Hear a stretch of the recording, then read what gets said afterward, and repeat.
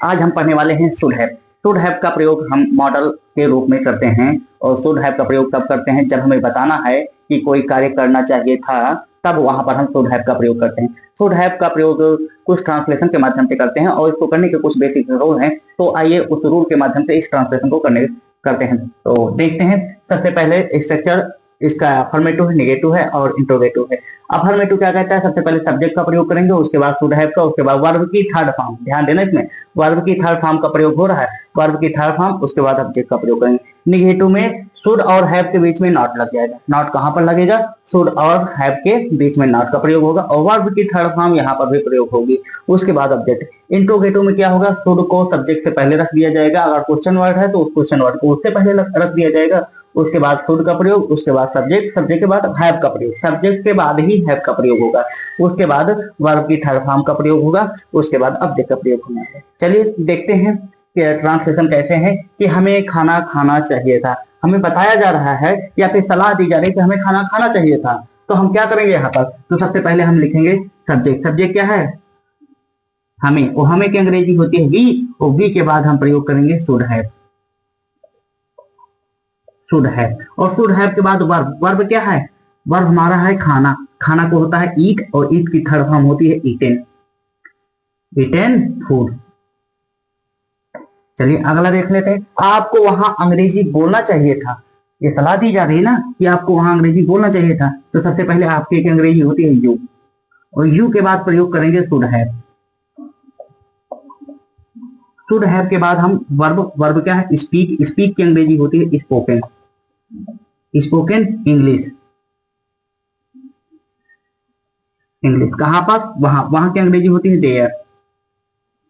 चलिए अगला देख लेते हैं। उसे गाय नहीं चरानी चाहिए थी। तो निगेटिव आ गया है, उसे गाय नहीं चरानी चाहिए थी। तो उसे की अंग्रेजी होती है ही, और ही के बाद should. Should not have. Should not have. एक चीज से ध्यान देना, निगेटिव में शुड नॉट हैव का प्रयोग होगा। तो शुड नॉट हैव, उसके बाद वर्ब की थर्ड फॉर्म चराना को होगा ग्रेज। तो क्या हो जाएगा? ग्रेज्ड। ग्रेज्ड क्या है? काउ। चलिए अगला देख लेते हैं। रानी को फूल नहीं तोड़ना चाहिए था। तो रानी है भाई, रानी।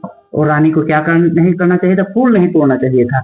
तो रानी, और रानी के बाद शुड नॉट है, चाहिए था का प्रयोग है। तो क्या प्रयोग करेंगे? शुड नॉट हैव, क्योंकि इसमें नहीं भी लगा है तो शुड नॉट हैव। उसके बाद क्या करेगा? वर्ब की थर्ड फॉर्म। वर्ब है तोड़ना। तोड़ना को होता है प्लग, तो हो जाएगा प्लग्ड। और प्लग्ड फूल। फूल को होता है फ्लावर। चलिए अगला देख लेते हैं। क्या हमें झगड़ा नहीं करना चाहिए था?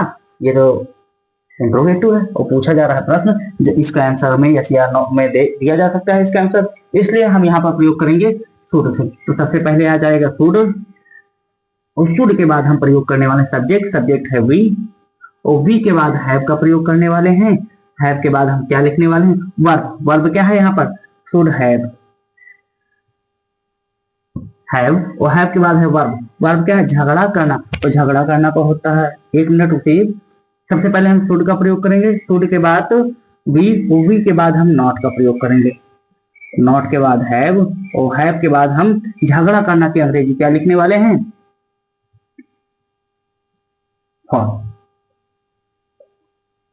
फाइट मतलब होता है लड़ना, तो इसकी थर्ड फॉर्म हो जाएगी फॉर। इंट्रोगेटिव। तुम्हें उसे क्यों धोखा देना चाहिए था? तो क्यों, क्योंकि पता चल रहा है प्रश्न पूछा जा रहा है, तो क्यों की अंग्रेजी सबसे पहले लिख दिया जाता है। क्या है? व्हाई। व्हाई, और व्हाई के बाद हम किसका प्रयोग करेंगे? शुड। और शुड के बाद हम सब्जेक्ट। सब्जेक्ट है यू, और यू के बाद हम किसका प्रयोग करेंगे? हैव। हैव के बाद वर्ब। वर्ब क्या है? धोखा देना। वर्ब क्या है? धोखा देना। तो इसकी हो जाएगी डिसीव। डी ई सी ई आई वी ई डी, डिसीव्ड। और उसके बाद थर्ड फॉर्म है डिसीव्ड। उसके बाद किसे? उसे। उसे की अंग्रेजी होती है हिम। ये बिल्कुल बेसिक सा रोल था, और उस रोल के माध्यम से छोटे छोटे ट्रांसलेशन थे। यदि हमारा वीडियो आपको पसंद आया है तो आप इसे लाइक करिए, शेयर करिए एंड सब्सक्राइब करिए, और आप लोग इसे नोट कर लीजिए।